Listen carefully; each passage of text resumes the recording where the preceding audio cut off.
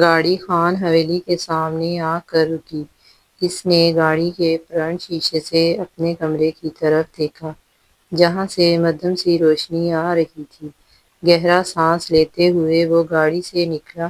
چہرے پر اطمینان تھا مگر دل بے چین تھا۔ وہ گھر میں داخل ہوا تو ہر طرف اندھیرا تھا۔ سب اپنے اپنے کمروں میں جا چکے تھے۔ وہ بھی بغیر آواز کیے سیڑھیاں چڑھتا اپنے کمرے میں گیا اور جیسے ہی دروازہ کھولا اس کی نظر بیڈ پر لیٹی حریم پر پڑی جو ڈری سہمی خود میں سمٹی ہوئی تھی۔ فارس نے ایک گہرا سانس لیا۔ اس کا مشن کمپلیٹ ہو چکا تھا اور اس کے چہرے پر فتح کی ایک خاص اور فاتحانہ مسکراہٹ سج چکی تھی۔ اس نے حریم کو سر سے پیر تک دیکھا اور انتہائی دھیرے قدم اٹھاتے ہوئے بیڈ کے قریب پہنچا۔ حریم کے خوبصورت اور صاف شفاف چہرے پر بے چینی واضح تھی۔ فارس آرام سے اس کے پاس بیٹھ گیا اور اس کے چہرے پر آئی زلف کی ایک شرارتی لٹ کو پیچھے کیا جو اس وقت فارس کو حریم کے گرد طواف کرتے ہوئے بری لگ رہی تھی۔ فارس کو لگتا تھا کہ اس چہرے پر صرف اور صرف اس کا حق ہے۔ اس کی انگلیاں جیسے ہی حریم کے چہرے سے مس ہوئیں، کسی کا لمس اپنے چہرے پر محسوس کرتے ہی حریم ایک دم گھبرا کر بیٹھ گئی۔ فارس ابھی بھی بیڈ پر اس کے بالکل قریب بیٹھا ہوا تھا۔ حریم کے منہ سے خوف زدہ لہجے میں نکلا، "فارس لالا"۔ لیکن اس سے پہلے کہ وہ کچھ اور کہتی، فارس نے سخت تیور لیتے ہوئے اس کے ہونٹوں پر اپنی انگلی رکھ دی اور اسے وہیں ٹوک دیا۔ "چپ! ایک لفظ اور مت کہنا۔ لالا نہیں ہوں میں۔ لالا نہیں ہوں میں تمہارا"۔ فارس کے اس سخت اور جنونی لہجے اور اتنے قریب بیٹھنے پر حریم خوف زدہ ہو گئی۔ کمرے میں کچھ دیر کے لیے گہری اور خوفناک خاموشی چھا گئی۔ "لالا، میں اپنی مرضی سے یہاں نہیں آئی۔ مجھے چچی جان نے بھیجا ہے"۔ حریم روتے ہوئے بولی۔ فارس روتے ہوئے بولی۔ روتے روتے اس کی ہچکی بند چکی تھی اور فارس کو اس کا یوں رونا اب زچ کر رہا تھا۔ وہ معصوم حریم جس نے ہمیشہ فارس کو ایک بڑے بھائی کی نظر سے دیکھا تھا، قسمت نے اس کے ساتھ کیسا عجیب کھیل کھیلا تھا۔ وہ فارس کو بھائی مانتی تھی مگر قسمت کی ستم ظرفی دیکھے کہ عین نکاح کے وقت اس کی بڑی بہن آنیہ گھر سے غائب ہو گئی اور خاندانی عزت بچانے کے لیے حریم کا نکاح مجبوری میں فارس سے کر دیا گیا۔ فارس نے اس کے روئے جانے سے تنگ آ کر کہا، "ریلیکس، یہ اب تمہارا بھی کمرہ ہے"۔ مگر حریم پھر بھی ڈرتے ہوئے بولنے ہی لگی تھی، "مگر لالا"۔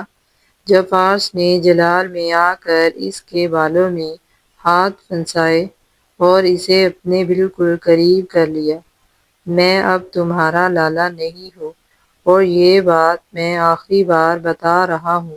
وہ غصے سے گھرایا تو حریم کے روئے جانے میں اور شدت آ گئی۔ "یار تم کتنا روتی ہو، خاموش ہو جاؤ"۔ "کھا نہیں جاؤں گا تمہیں"۔ فارس تنگ آ کر بولا۔ لیکن دوسری طرف حریم کے آنسو رکنے کا نام نہیں لے رہے تھے۔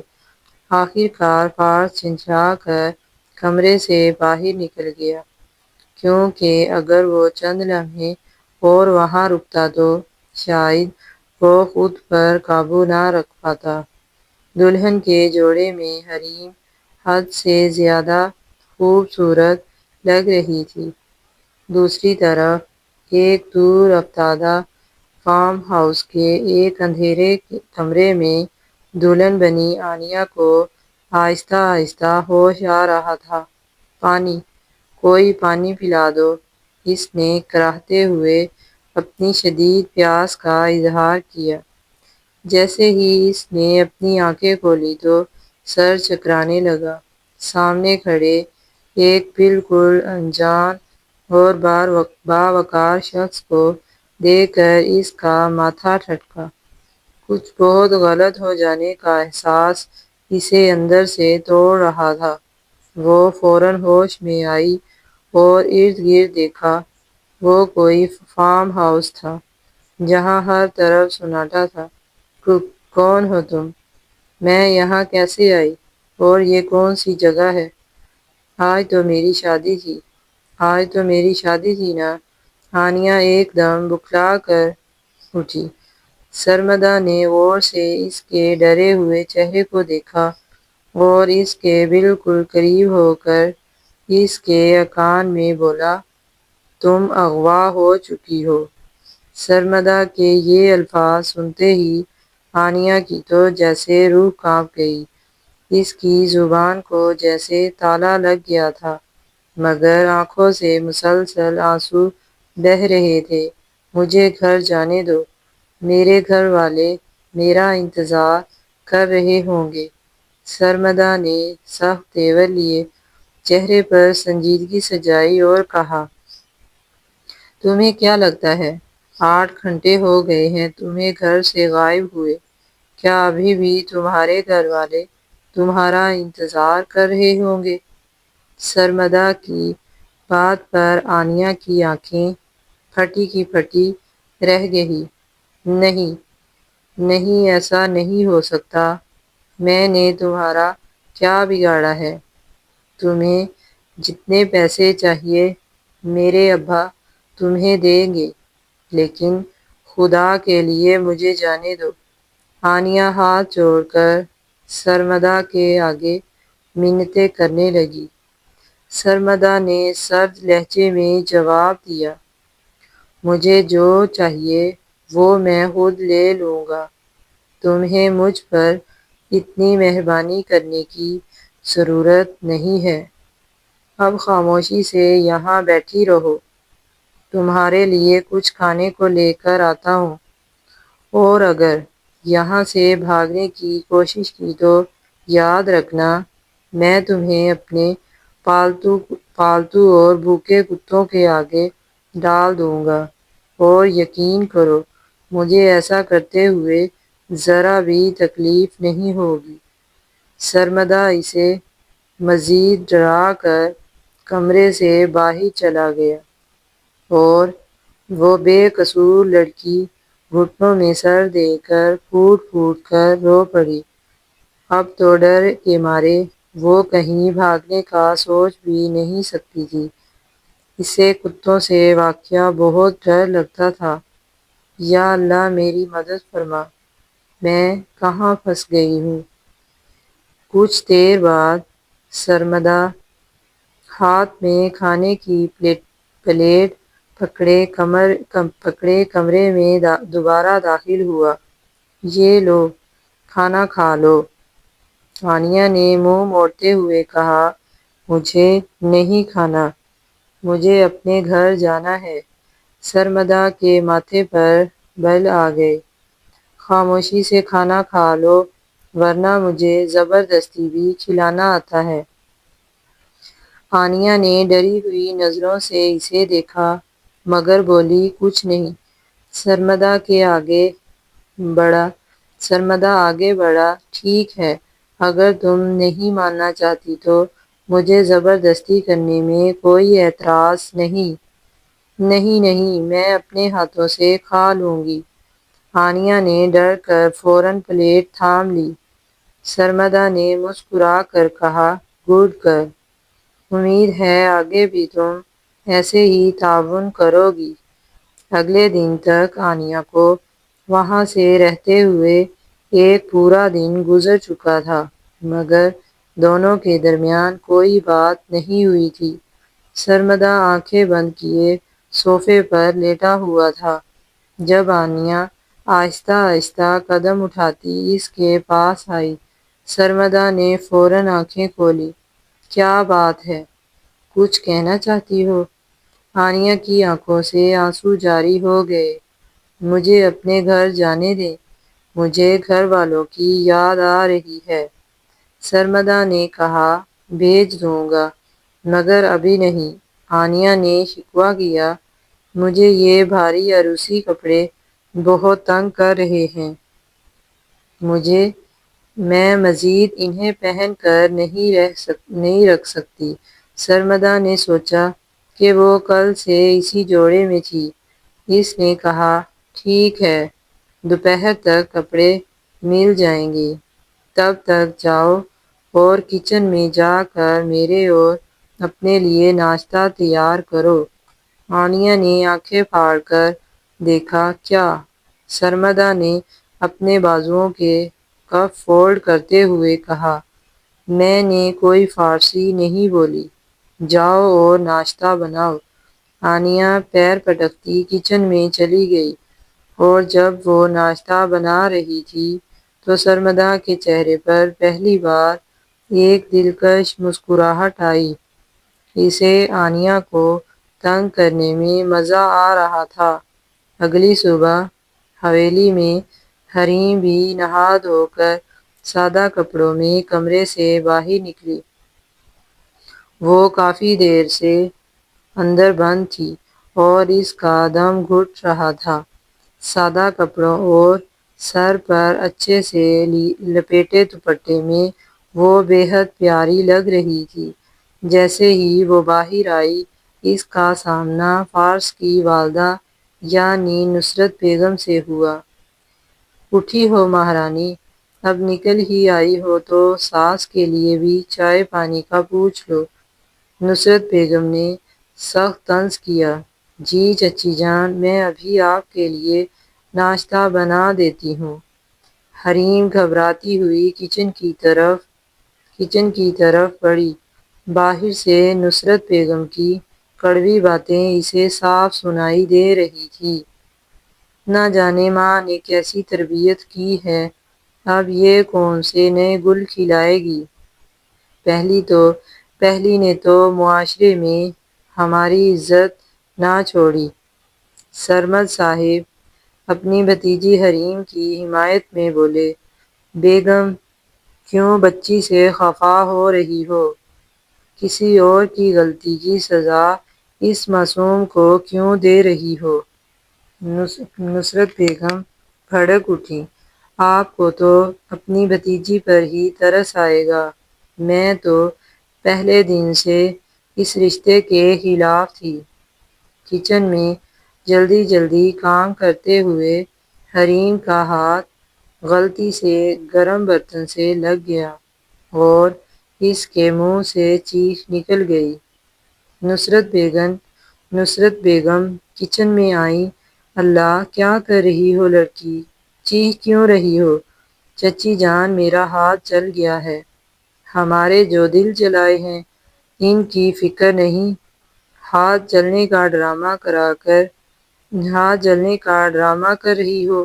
سرمد صاحب نے آ کر نصرت بیگم کو ڈانٹا، بس کرو نصرت، اتنی سخت دل نہ بنو۔ انہوں نے فوراً فرسٹ ایڈ باکس منگوایا اور حریم کے ہاتھ پر مرہم لگوایا۔ کچھ دیر بعد حریم حال میں جھاڑو لگا رہی تھی کہ فارس فون میں مصروف آتا ہوا اس سے زور سے ٹکرا گیا۔ اندھی ہو کیا تم، دکھائی نہیں دیتا؟ فارس غصے سے بولا، لیکن سامنے حریم کو دیکھ کر وہ رک گیا۔ پھر جب اس کی نظر حریم کے پٹی بندھے ہاتھ پر پڑی تو اس کا غصہ غائب ہو گیا۔ اس نے فوراً حریم کا ہاتھ اپنے ہاتھ میں لیا۔ یہ کیا ہو گیا ہے؟ وہ صبح ناشتے کے وقت ہاتھ جل گیا تھا۔ حریم نے ہاتھ چھڑانے کی کوشش کی۔ فارس نے بازو سے پکڑ کر اپنے قریب کیا اور اس کی آنکھوں میں آنکھیں ڈال کر بولا، تمہارے اس وجود پر صرف میرا حق ہے، اور اس وجود پر میری مرضی کے بغیر چوٹ بھی لگے تو میں برداشت نہیں کروں گا۔ یہ کیسا جنون تھا؟ حریم سمجھ نہیں پائی۔ اتنے میں نصرت بیگم وہاں آ گئی۔ تم یہاں کیا کر رہی ہو؟ جاؤ شام کے کھانے کی تیاری کرو۔ فارس بولا، اماں گھر میں ملازم ہے نا، آپ حریم سے کام کیوں کروا رہی ہیں؟ بیٹا، اس کی لگام کس کے نہ رکھی تو یہ بھی اپنی بگوڑی بہن کی طرح بھاگ جائے گی۔ حریم سے اپنی بہن کی توہین برداشت نہ ہوئی۔ چچی جان، خدا کے لیے آپی کے بارے میں ایسے الفاظ مت کہیں۔ وہ یقیناً کسی مشکل میں ہے۔ نصرت بیگم نے غصے میں آ کر حریم کے چہرے پر ایک زوردار تھپڑ رسید کر دیا۔ حریم نے امید بھری نظروں سے فارس کی طرف دیکھا کہ وہ کچھ کہے گا، مگر فارس بالکل خاموش رہا۔ حریم کا دل ٹوٹ گیا اور وہ آنسو صاف کرتی کچن میں چلی گئی۔ بعد میں فارس خاموشی سے کچن میں آیا اور بغیر کچھ کہے حریم کی کام میں مدد کرنے لگا، جس پر حریم حیران رہ گئی۔ اگلی صبح جب حریم کی آنکھ کھلی تو اس نے دیکھا کہ فارس بیڈ کے پاس ہی بیٹھا سو رہا ہے اور پاس ہی پانی کے باؤل اور پٹیاں بکھری ہوئی تھی۔ وہ سمجھ گئی کہ فارس رات بھر اس کے بخار کو اتارنے کے لیے پٹیاں کرتا رہا تھا۔ حریم نے سوئے ہوئے فارس کو دیکھا اور دل ہی دل میں کہا، مجھے آپ سے ڈر لگتا تھا فارس۔ میں نے کبھی نہیں سوچا تھا کہ میں آپ کی شریک حیات بنوں گی۔ میں چاہتی ہوں کہ میں آپ کے دل میں اپنے لیے محبت پیدا کروں، کیونکہ اب میں آپ سے میرا رشتہ جڑ چکا ہے، تو اسے میں دل سے نبھانا چاہتی ہوں۔ حریم نہیں جانتی تھی کہ فارس جاگ چکا تھا اور اس کی باتیں سن رہا تھا۔ حریم جیسے ہی اٹھنے لگی، فارس نے اس کا ہاتھ پکڑ کر اسے واپس بیڈ پر اپنے قریب کھینچ لیا۔ یہ بھی بتا دو کہ کب تک میرے دل میں اپنے لیے جگہ بناؤ گی؟ مجھے انتظار رہے گا اس دن کا۔ فارس نے گہرے اور لمس بھرے لہجے میں کہا۔ حریم گھبرا گئی۔ میرا ہاتھ درد کر رہا ہے۔ فارس نے دیکھا کہ یہ وہی جلا ہوا ہاتھ تھا، تو اس نے فوراً چھوڑ دیا۔ حریم شرما کر کچن کی طرف بھاگ گئی۔ فارس کے چہرے پر ایک مسکراہٹ آئی۔ تبھی اس کے فون پر ایک کال آئی۔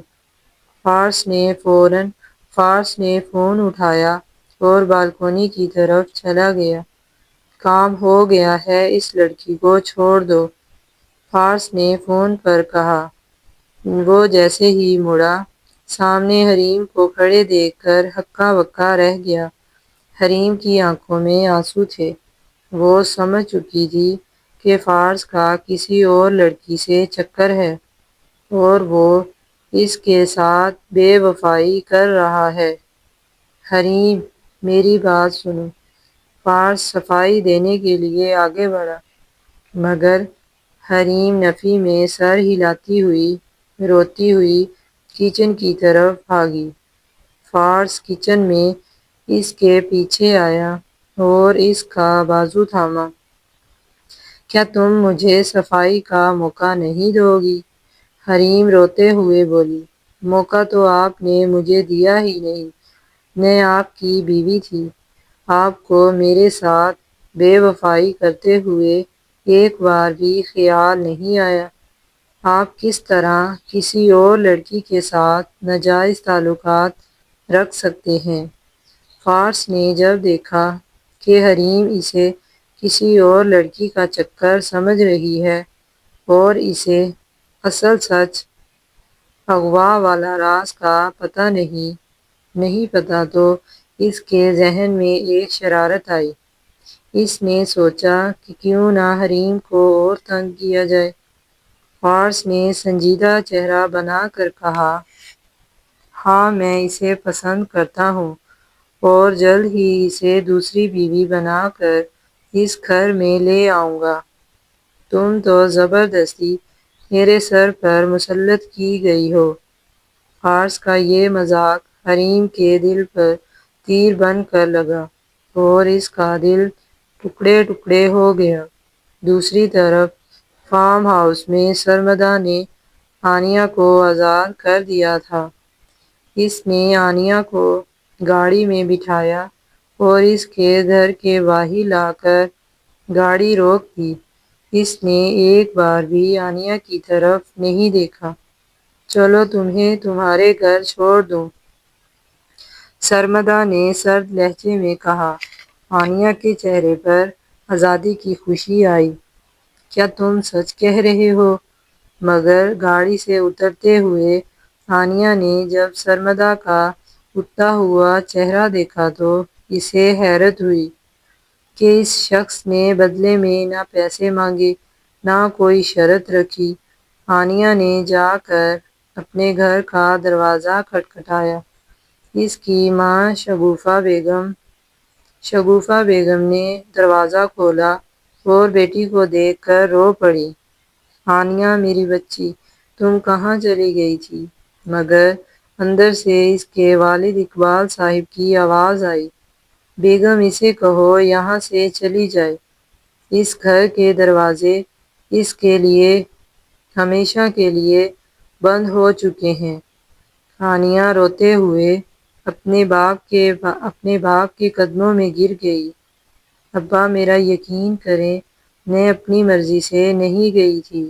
مجھے اغوا کیا گیا تھا، لیکن انہوں نے میرے بدلے نہ پیسے مانگے نہ کچھ اور۔ مجھے تو وہی شخص واپس چھوڑ کر گیا ہے۔ اقبال صاحب کی آنکھوں میں آنسو آ گئے۔ وہ جانتے تھے کہ ان کی بیٹی بے قصور ہے۔ انہوں نے اسے گلے سے لگا لیا۔ جلد ہی یہ خبر پوری بستی اور حویلی تک پہنچ گئی کہ آنیہ واپس آ گئی ہے۔ نصرت بیگم نے حویلی میں زہر اگلنا شروع کر دیا۔ نہ جانے کہاں سے منہ کالا کروا کے آئی ہے۔ میں تو شکر ادا کرتی ہوں کہ میرا بیٹا بچ گیا۔ حریم سے اپنی بہن کی توہین برداشت نہ ہوئی۔ چچی جان میری آپی بے قصور ہیں۔ میں ثابت کروں گی کہ ان کی کوئی غلطی نہیں تھی، نصرت بیگم نے شرط رکھی۔ اور اگر تم یہ ثابت نہ کر سکیں تو تمہیں میرے بیٹے کو طلاق دینی ہوگی اور اس گھر سے نکلنا ہوگا۔ حریم نے زخمی مسکراہٹ کے ساتھ کہا، منظور ہے، لیکن اگر اس نے ثابت کر دیا تو میں جو مانگوں گی وہ آپ کو دینا ہوگا۔ حریم فوراً اپنے میکے گئی اور اپنی بہن آنیہ سے گلے مل کر روئی۔ اس نے آنیہ سے سارا ماجرا پوچھا۔ آنیہ نے بتایا، حریم مجھے بس اتنا یاد ہے کہ جب میں پارلر سے نکلی تو باہر ایک گاڑی کھڑی تھی اور ڈرائیور نے مجھے کہا کہ اسے فارس خان نے بھیجا ہے۔ پھر میں گاڑی میں بیٹھی تو ایک لڑکا تھا جس نے میرے منہ پر رومال رکھا اور میں بے ہوش ہو گئی۔ اس لڑکے کا نام وہاں کا چوکیدار سرمدا لے رہا تھا۔ حریم کا ذہن سنسنے لگا۔ اس نے نام جوڑ لیے، فارس اور سرمدا۔ وہ گھر واپس آئی تو فارس بالکونی میں فون پر بات کر رہا تھا۔ ہیلو سرمدا، یار میری زندگی میں نئی مصیبت آ گئی ہے۔ اماں اور حریم میرے نکاح کو گھسیٹ رہی ہیں۔ حریم نے جیسے ہی فارس کے منہ سے سرمدا کا نام سنا، اس کا شک یقین میں بدل گیا۔ حریم سیدھی نصرت بیگم کے پاس گئی اور فارس بھی پیچھے آیا۔ حریم بولی، چچی جان، آپ بالکل ٹھیک کہہ رہی تھی، میں اپنی بات ثابت نہیں کر سکتی، اس لیے میں چاہتی ہوں کہ فارس مجھے طلاق دے دے۔ فارس کا رنگ اڑ گیا۔ یہ تم کیا کہہ رہی ہو حریم؟ حریم نے کہا، ہاں، میری آپی ہی غلط تھی، انہوں نے ہی غلطی کی ہوگی۔ فارس سے اب مزید سچ چھپایا نہ گیا۔ وہ چیخ اٹھا، نہیں، وہ غلط نہیں تھی، اس کو تو میں نے اغوا کروایا تھا۔ کمرے میں سناٹا چھا گیا۔ سب کے منہ کھلے کے کھلے رہ گئے۔ نصرت بیگم سکتوں میں آ گئی۔ یہ کیا کہہ رہے ہو تم فارس؟ سرمد صاحب نے غصے سے پوچھا۔ فارس نے شرمندگی سے سر جھکا لیا اور سچ اگل دیا۔ اماں ابا، میں حریم سے محبت کرتا تھا۔ میں نے تایا جان سے بات کی تھی کہ لیکن انہوں نے کہا کہ آنیہ میری بچپن کی مانگ ہے۔ میں شادی صرف حریم سے کرنا چاہتا تھا، اس لیے میں نے اپنے بہترین دوست سرمدا کی مدد سے آنیہ کو کچھ دن کے لیے اغوا کروایا تاکہ اس کی شادی مجھ سے نہ ہو سکے، مگر وہ بالکل محفوظ تھی، اس کے ساتھ کچھ غلط نہیں ہوا۔ میں آپ سب سے معافی مانگتا ہوں۔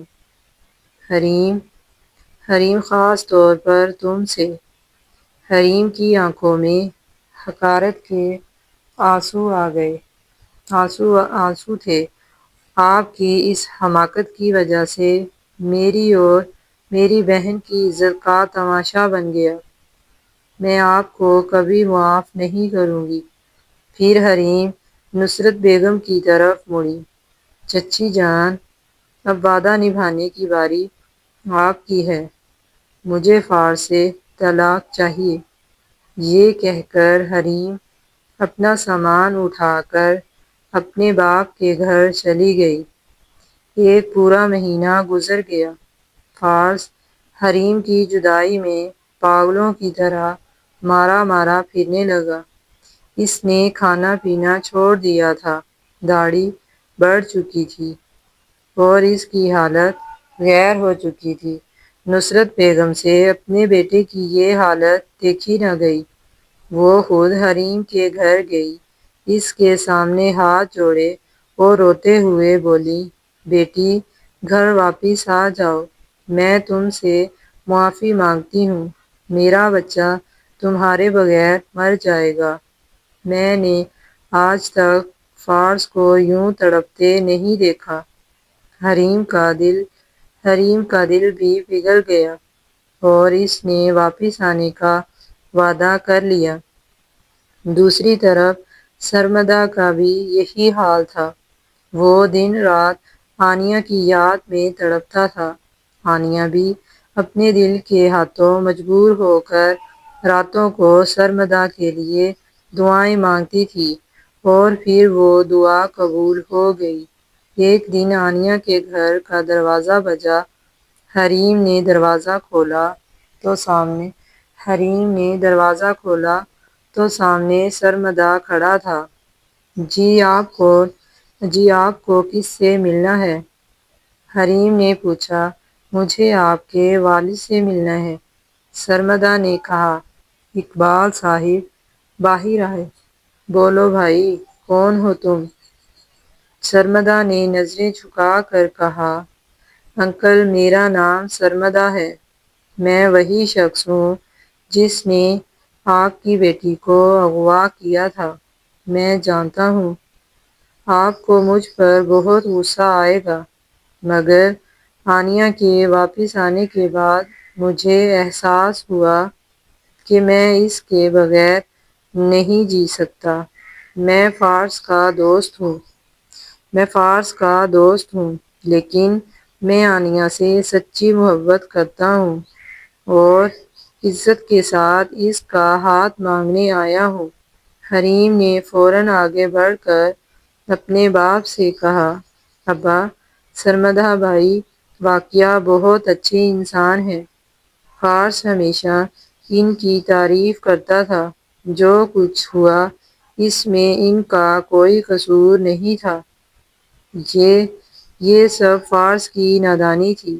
اقبال صاحب نے سرمدہ کی سچائی اور محبت کو دیکھ کر رشتہ قبول کر لیا اور چند ہی دنوں میں آنیہ اور سرمدہ کا نکاح سادگی اور وقار کے ساتھ ہو گیا۔ بہن کی شادی کے بعد فارس حریم کو لینے پہنچا۔ اس نے حریم کے سامنے گھٹنے ٹیک دیے۔ حریم، مجھے معاف کر دو، اتنے عرصے کی جدائی نے مجھے مار ڈالا ہے۔ اب گھر واپس چلو، میں تمہارے بغیر نہیں جی سکتا۔ فارس کا پچھتاوا اور اس کی بے پناہ محبت سچی تھی۔ حریم نے مسکرا کر اس کا ہاتھ تھام لیا اور اس کے ساتھ خان حویلی واپس آ گئی۔ آزمائش کا وقت دونوں جوڑوں پر آیا تھا، لیکن ہجر کی اس گھڑی نے سب کو یہ احساس دلا دیا تھا کہ وہ ایک دوسرے کے بغیر نامکمل ہیں۔ یوں تمام غلط فہمیاں اور دوریاں ختم ہو گئیں اور دونوں جوڑے محبت اور اعتبار کے بندھن میں بندھ کر ہمیشہ کے لیے خوش و خرم رہنے لگے۔